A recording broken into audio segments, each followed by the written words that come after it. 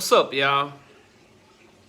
I said, what's up, y'all? Look at me when I'm talking to you, bro. Nah, I'm just messing with y'all, man. This is your boy Knockout Boxing 86 TV, and we in here. So check this out, man. Before I get going on our video today, smash the like button, subscribe to the channel if you're new over here, share the video on your social media platforms, and go follow me on Twitter. AKO Boxing 86 TV is the Twitter handle. Don't forget about our live shows as well. I'm live every Wednesday night, 7:30 p.m. Central Time. Live every Thursday night, 7:30 p.m. Central Time. Then you can also catch me live with the Singing OG on Sunday mornings, 9 a.m. Central Standard Time. That's the Singing OG KQKC Boxing Network. But let's go ahead and get it popping and get into this video. And Canelo Alvarez versus Dmitry Bivol is 6 days away. 5 days away, excuse me. And so you got a lot of people chiming in, bro. Got a lot of people chiming in. And let me tell y'all something, bro. I'm not picking a fight yet. I'm not here to break down or nothing like that. But what I am here to say is that Dmitry Bivol can win this fight. This is a good fight. When you go back and you listen to my videos on this topic, and Canelo Alvarez taking this deal over the deal that Showtime offered him. Number one, the Showtime deal was more money. That's what I'm critical of. This notion and these reports that people were coming out with, oh, well, the DAZN deal is worth more because it's a 3-fight deal and they're paying him $160 million. That is not confirmed. Eddie Hearn, out of his own mouth, said that they have a 2-fight deal and they are trying to get Canelo to take a 3rd fight. The 2-fight deal is Bivol and Triple G for $90 million. The Showtime deal was for $100 million, right? And then obviously pay-per-view splits for both of them. So my criticalness is A, Canelo took this deal for less money in 2 fights, and B, the Triple G fight. We all saw Triple G's last fight against Murata. You let me know what you think is going to happen between that version of Triple G and Canelo Alvarez. Okay? You let me know what you think in the comment section about that shit. Right? Now, for this Bivol fight, and I said all that to say, you've never heard me once be critical of this fight right here. This Bivol fight versus Canelo is a very good fight. Because you got to understand, while Bivol hasn't showed the power that he showed early in his career at 175 pounds, not being able to knock out like his last, opponents in like 4 years, like 5 or 6 fights, he ain't knocked nobody out. Like, in about 4 or 5 years since his last knockout. But it ain't really about the knockout because I think Canelo's chin is so great anyway that, like, bruh, I mean, you got to be on your Beterbiev type shit. And even that might not be enough. You know what I'm saying? Like, you gotta be coming with some thump to hurt Canelo. That man's chin is made of some metal or something. Like, I don't know. He got like a Wolverine chin. I don't know, bro, but he can take a shot. Okay? So, but Bivol hits hard enough to get his attention. And again, coming up to 175, bro, them dudes are bigger and stronger than 168, 160, 154. Like, Canelo is going to be at a size disadvantage.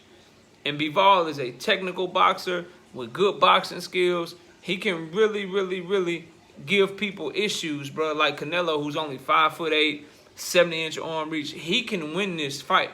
Now, he would have to put on the performance of his lifetime.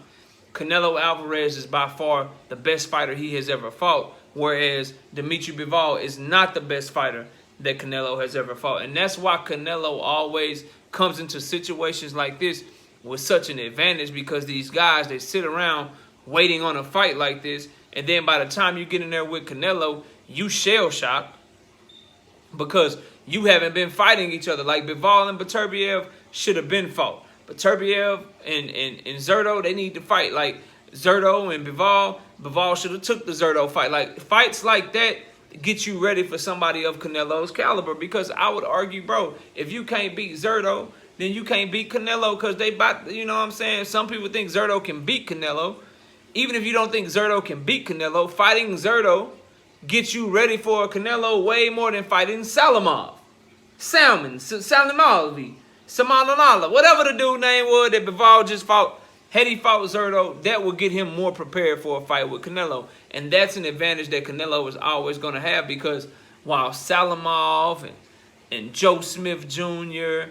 and guys like that don't get you ready for Canelo, Billy Joe Saunders, Caleb Plant, Callum Smith, Landy Lara, Floyd Mayweather, and the list goes on and on. Those guys can get you ready for what you gonna see and the talent level you gonna face against somebody like Dmitry Bivol. That's why Canelo is always at an advantage when he fights these guys, because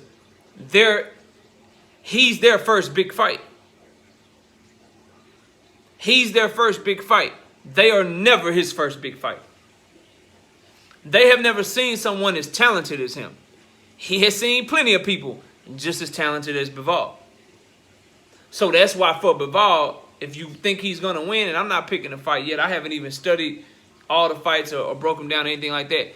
If you're picking him to win, the thing that you run into is you would be picking him based off what you think he's going to do against elite level competition, because you've never seen him in there with somebody like Canelo. If you're picking Canelo to win the fight, you have shit you can go to. You can go see guys that he's fought that are just as talented as Dmitry Bivol. So it's like, it's hard to pick against Canelo in these types of situations, because the guys just don't be having the experience that you would need to be taken serious. But I'm here to tell you, if we're just going off skills, Dmitry Bivol can win this fight. He has a nice jab. He's a good combination puncher. He understands distance very well, getting in and out. He has very good feet. He hits hard enough to sit down and fight with you sometimes while showing good movement. Like, he does some things well in the ring that can give Canelo some real trouble up there at 175 pounds. And remember, Canelo's coming up to him. So will Canelo hit as hard at 175? You could say, oh, well, he stopped Sergey Kovalev, but we all know Sergey Kovalev is the opposite of Bivol. Bivol is a hard worker. He ain't running around here drinking and doing drugs and all kind of crazy shit that we know Kovalev does, kicking dogs and assaulting women and drinking too much Russian vodka and all that shit. Kovalev was washed when Canelo fought him, and Kovalev gave Canelo a tough fight. Kovalev gave Canelo a very tough fight in that fight. So coming up to 175, it's a lot different.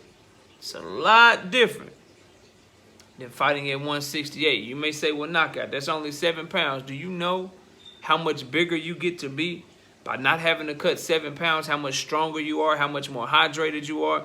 The closer that you fight to your natural body weight, the better that you will be. Now, that's true for Canelo, too. He can come up to 175, and he can be stronger because he don't have to cut all the way down to 168. They say he walk around like 180, 185. So he a big dude, man. He a big, strong, stocky-ass dude. So this fight is a very good fight. I don't think anyone should be critical of this fight. It's the fight week, so now more people will start talking about it. I'm surprised that people haven't been talking about it up to this point, but we've had a lot of great boxing going on and a lot better topics that are going on. But now that it's fight week, it's time to talk about this fight, and it's a very good fight, bro. You can't hate on this fight. If you don't like the Triple G fight, I'll raise my hand. I agree with you. I think it's garbage. If you would have rather see Canelo Alvarez go against Jamal Charlo and David Benavidez over Dmitry Bivol and Triple G, I'll raise my hand. I agree with you. But this fight is a good fight, bro. And if you don't like Canelo, you know what I'm saying, that's cool. But we can all say that this is a damn good fight. And that Dmitry Bivol is no pushover. He ain't no cherry pick. You know what I'm saying? None of that shit. Because at the end of the day, Dmitry Bivol is just as good as, if not better, than Yordenis Ugas. And if we ain't calling Yordenis Ugas a cherry pick for Errol Spence Jr., we ain't going to call Dmitry Bivol a cherry pick for Canelo Alvarez. We got to be fair. We got to be fair, okay? Dmitry Bivol is undefeated. He's a champion, been a champion longer than Yordenis Ugas was a champion. And Yordenis Ugas, even though he was a champion, he had losses on his resume, bro.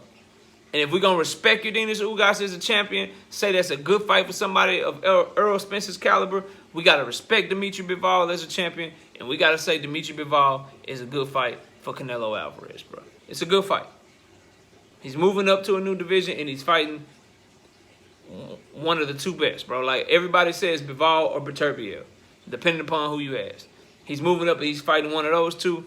Can't criticize that fight. Now, dropping back down to fight Triple G's 50-year-old ass, that's a whole nother topic that he do deserve criticism for, and we're going to give it to him. But But y'all let me know what y'all think, man. Comment down below, smash the like, subscribe to the channel, share the video, turn on your notifications. Go follow me on Twitter at KOBoxing86TV. If you got a breakdown or a prediction you want me to do, knockoutboxing86@yahoo.com is the email address. I appreciate everybody watching this video. Y'all be sure to check out our live streams Wednesday nights at 7:30, Thursday nights at 7:30, and then Sunday mornings with KQKC Boxing Network at 9 a.m. Central Standard Time. I appreciate everybody watching this video. Enjoy the rest of your day. And with that, we out of here. Peace, y'all.